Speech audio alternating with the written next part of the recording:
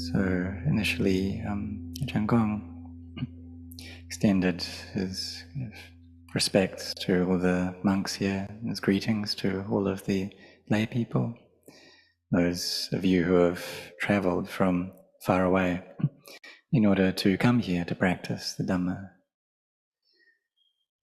So you can see that this is a way of kind of giving encouragement to one another.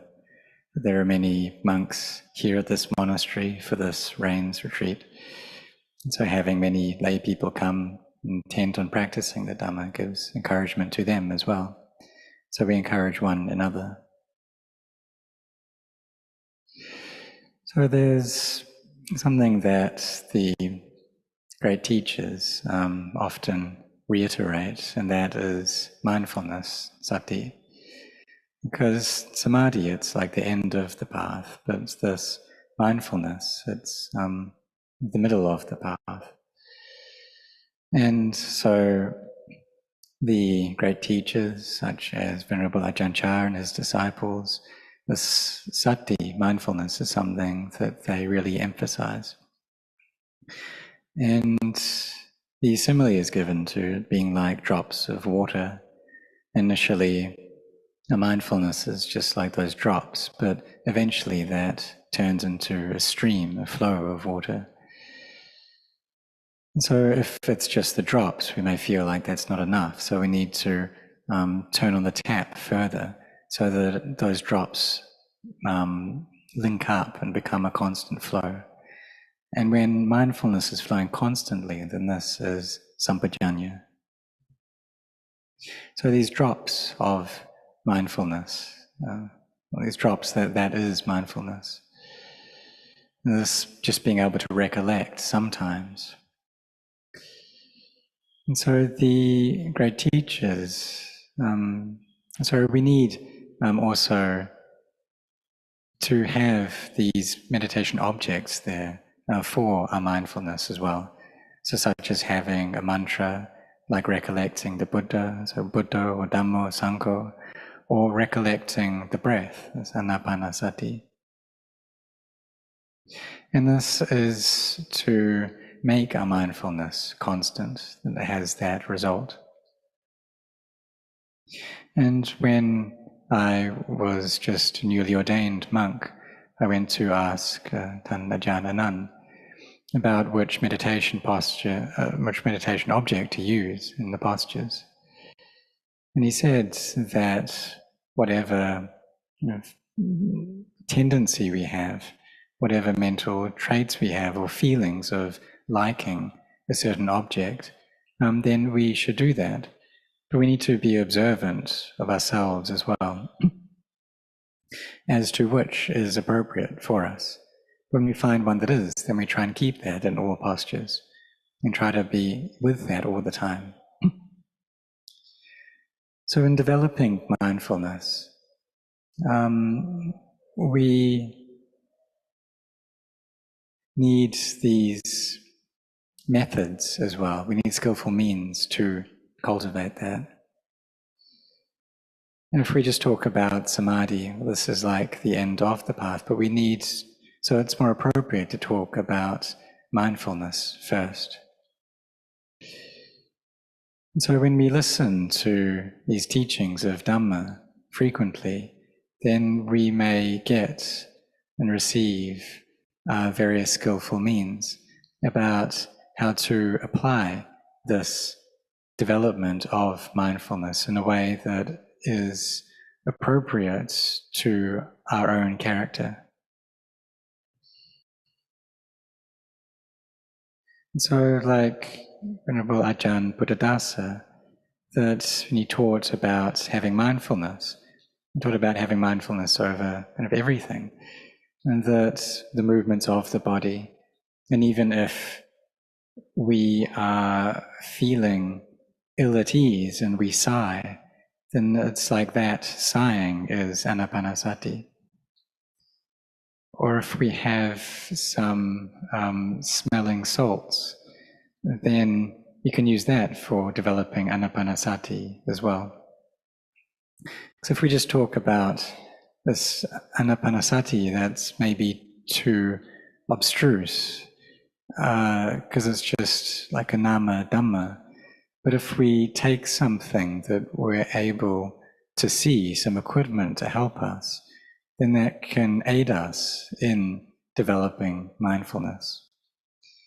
So like taking some of these smelling salts that we use to cure colds or to relieve the symptoms of colds. And so we can use that as well. Or like many teachers say that when we stand up from the sitting posture, then to try and have mindfulness, because the average person, they don't. When they want to get up, they just get up. But for us practitioners who are intent on cultivating mindfulness, then when we move our bodies, we should have that recollection there. We should know that we're about to get up and to keep our meditation object with us. And so like recite Buddha as we're getting up. And if we realize that we've stood up and we didn't have mindfulness, we weren't with Buddha, then we sit down and then mindfully stand up again. Or like when we're at work and we go to pick up a book, we should have Buddha with that. And if we don't, then we can put the book down and then recite Buddha and pick it up again. So we need to find some skillful means to aid us in cultivating mindfulness in our lives that we live, just every day, our normal everyday lives. Because when you come on a retreat like this, like you have to Wat Mapjan, it's something that's just temporary. You just do that for a short amount of time. But you need to find methods that you can apply to your practice in your own home, in your own country. Because the development of mindfulness, it's easy to talk about it, but it's difficult to do. It requires a lot of sincerity and intention. But it's something that if we can do it, then perhaps we can see the nature of the Dhamma arise for us. We can feel within our own hearts this joy, rapture coming up. And maybe tears flow down, maybe our hairs stand on end, maybe there's feelings of thrills that run through the body. So I read previously a talk by Tan Ajahn Lee, who was one of the early disciples of Tan Ajahn Mun. And he would frequently teach about Anapanasati. And he said that the breath is like an electric current, and mindfulness is like a light bulb. And so if that electric current is strong, then the bulb will be bright. If our breath is flowing well, then our mindfulness will be good. And perhaps joy arises. And if that does happen, then our energy to practice grows because we've started to see the results that come from the practice. So some of the teachers, they talk about this, how during a meditation it's important to have joy there, which nourishes our heart. Because if that's not the case, then the practice can just feel really dry. You don't feel like it's fresh. But whatever the case, we shouldn't worry about that. Just put in the causes and conditions. And if we do that, then we'll need to experience results. So be sincere in developing mindfulness. And at the very least, that we've all come here to practice. At the very least, you can be proud that you have come here to practice. It's also important that we don't compare the results that we get from our practice with one another, but rather we just set our hearts on this practice. And when we do that, then good results will need to come up for sure. And at the very least, if we don't experience that soon, at the very least, we're building our character, and so that we can carry on practicing.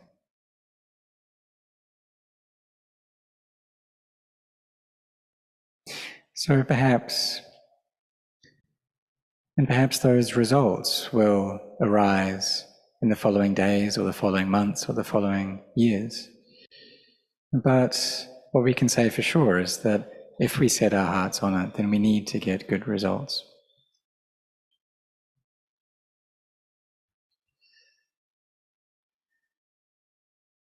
So in coming to practice,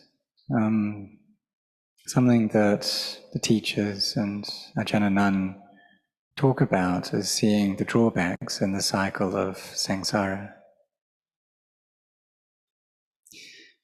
And sometimes when we hear the lay people talk about their experiences during meditation, the monks can sometimes feel like the lay people are better at practicing than the monks. But at the very least, what we need to do is see these drawbacks in samsara, how being born, we need to get old and grow sick and then die. So it's just like the seasons, how there's the hot season here and then the cold season, the rainy season, and these are just natural. And so like now it's raining, and we understand that that's just how the weather works, that's just nature. So if it's raining, then we take out an umbrella and we just use that. So when we live our lives, we just understand that the things that happen are just like the weather. And if we can do that, then we won't suffer a lot in our lives, because we see that the things that happen are just natural. Having been born, we get old, and then we get sick, and then we die. And that happens to everyone. So all people need to get old, need to get sick, need to die. And that's true for us as well. And there are no people who are able to just stay healthy and strong forever, to not get old, sick, and die. That's just impossible.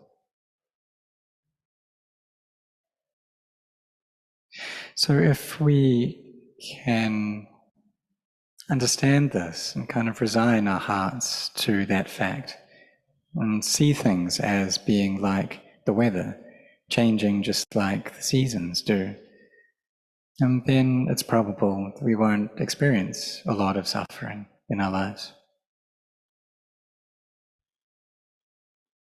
So this is something that we should bring into our own hearts, and something that we should get to see.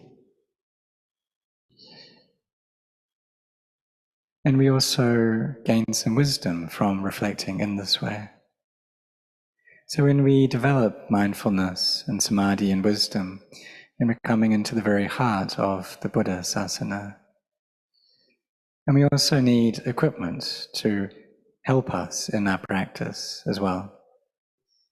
And that equipment is living a life that is kind of contented with little, a life that's not too kind of difficult, that we eat the things that we eat and the way that we live, the way that we sleep, that we're not too demanding about that.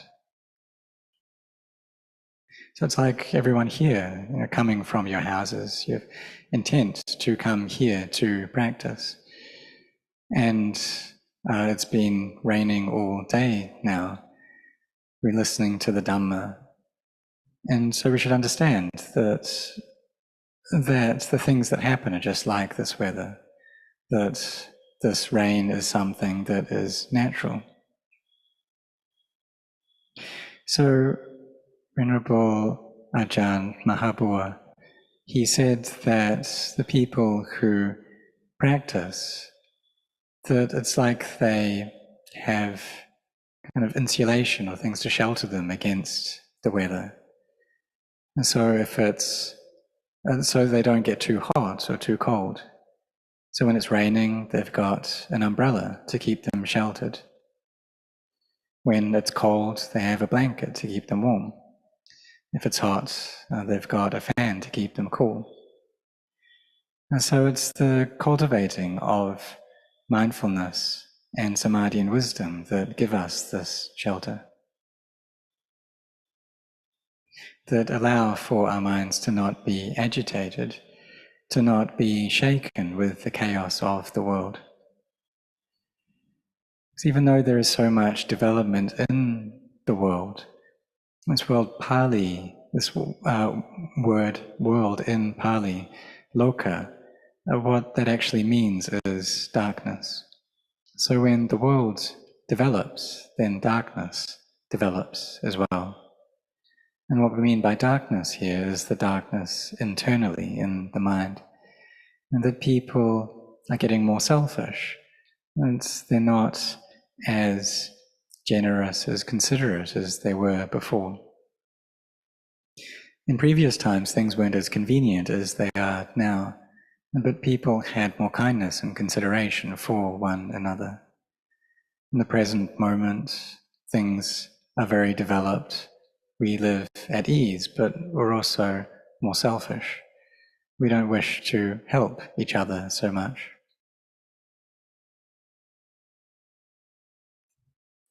So for all of the people here, especially those who have to be involved with many people, it's possible that a lot of them, maybe most of them, aren't such good people.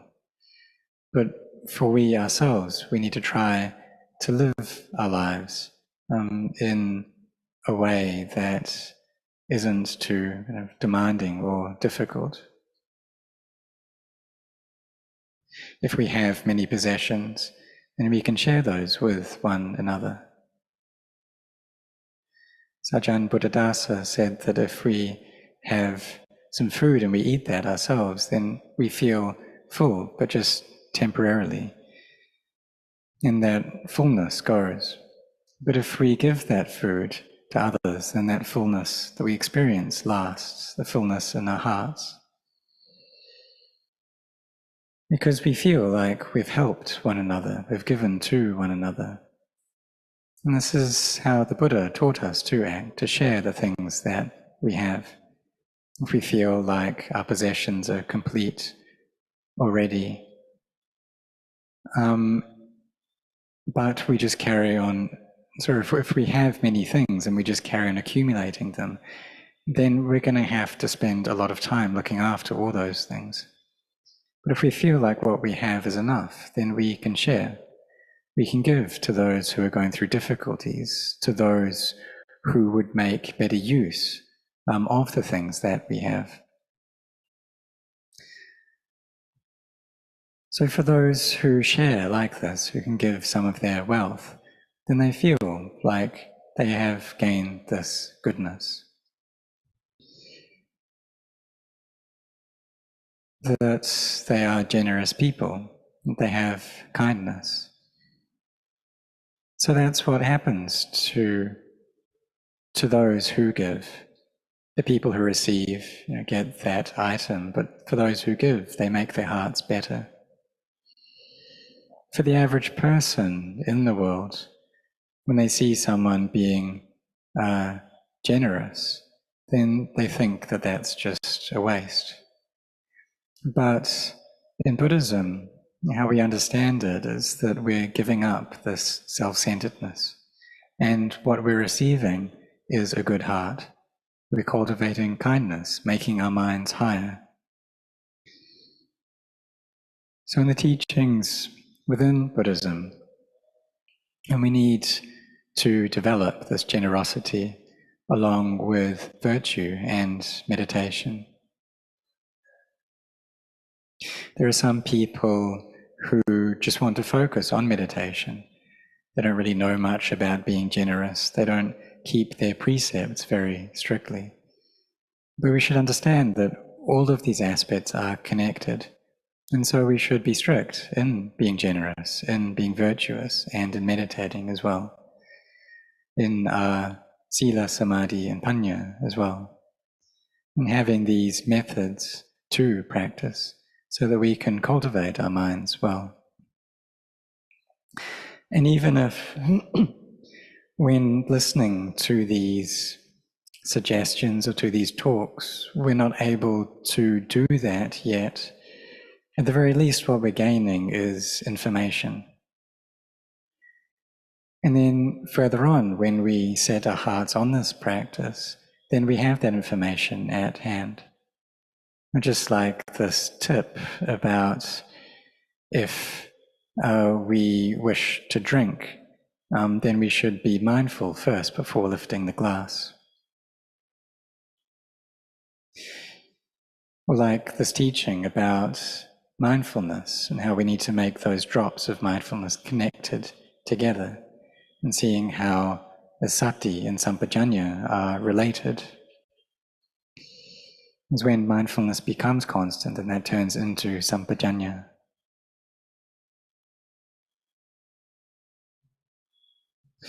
So the great teachers, they would emphasize this point of samadhi. And samadhi is something that we do need to cultivate as practitioners. Because just the kind of sati, the kind of mindfulness that we're just kind of born with, that we have naturally, that's just instinctual mindfulness. Just like the mindfulness of a cat that's hungry, so it goes to pounce on a mouse. But as practitioners, we need something more than this.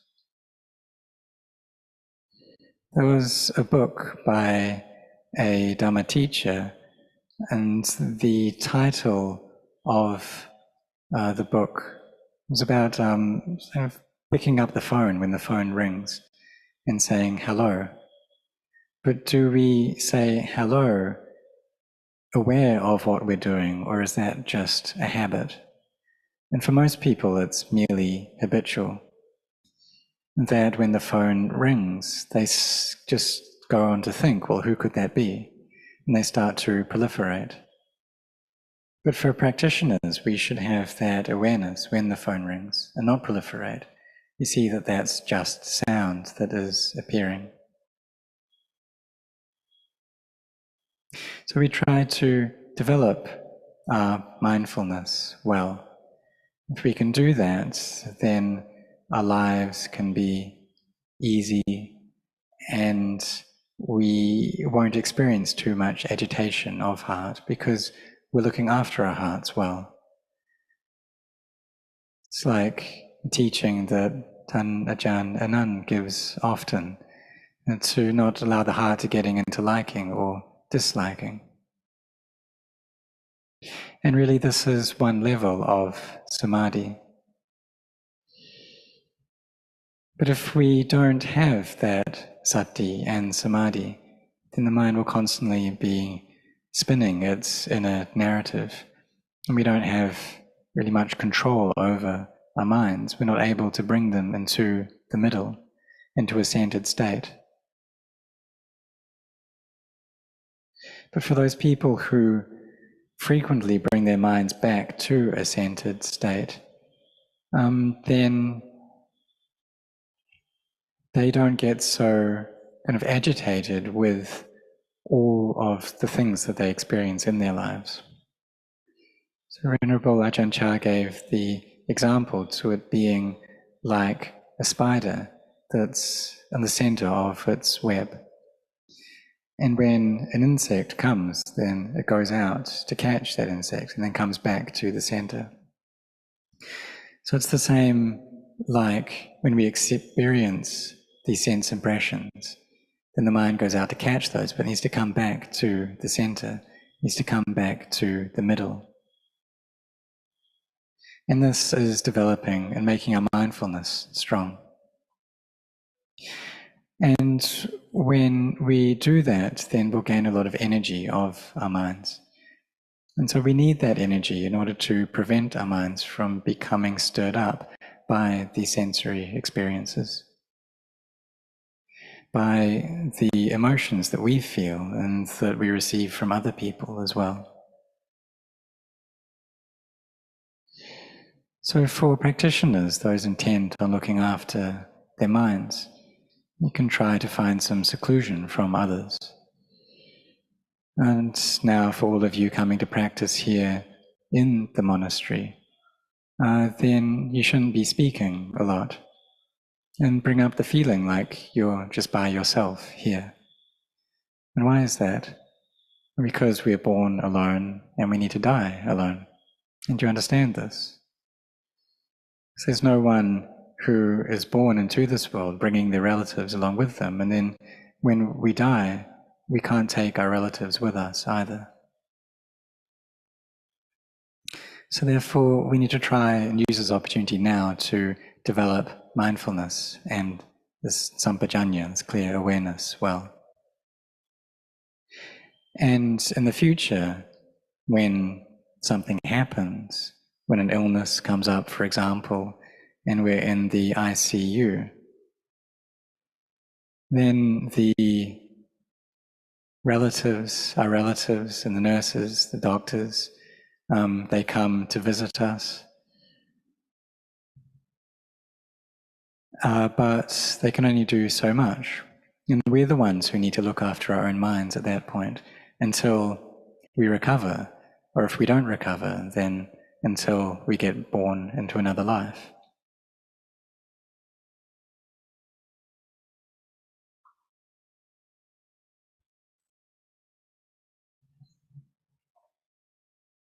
So we need these upayas, these skillful means, and we need to study them, and so we can use them well. Because for all of us, we all have different lifestyles, and so we need something that's appropriate for us to use individually in our own lives. Some people sleep very late at night, some people sleep just in the evening time, and some people like to eat some kinds of foods, and other people like to eat other kinds of foods. So when the teachers, when they teach the Dhamma, they usually do so in just a middle way, but for us, or kind of a general way. But for us, we need to find these skillful means that are appropriate for ourselves, so that we can translate the teachings that we hear into our own lives. Listening to the Dhamma is very important, and we can practice along with that listening as well.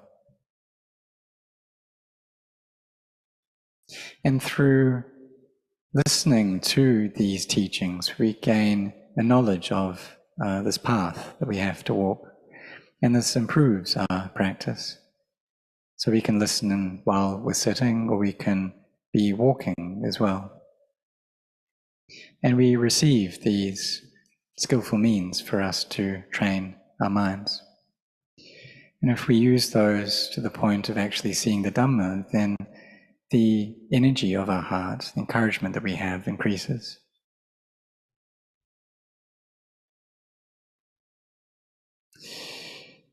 In this present time, the state of the economy can be quite difficult, but we can change this crisis into an opportunity and see how it can actually give us more time to practice the Dhamma. So may all of you really set your hearts on this. And there are many newly ordained monks here, and they see so many lay people coming from overseas with such sincerity to practice. And so perhaps they'll get the feeling that they shouldn't be kind of shy of the lay people, and that they shouldn't feel like their practice is worse than the lay people. So when people come together to practice like this, we give encouragement to one another to practice.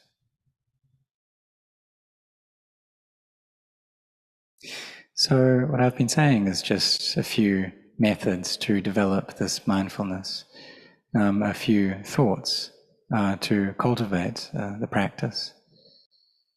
So ask to speak just this much, and may all of the laity have happiness both in terms of the world and in terms of Dhamma, and I rejoice in all of your goodness.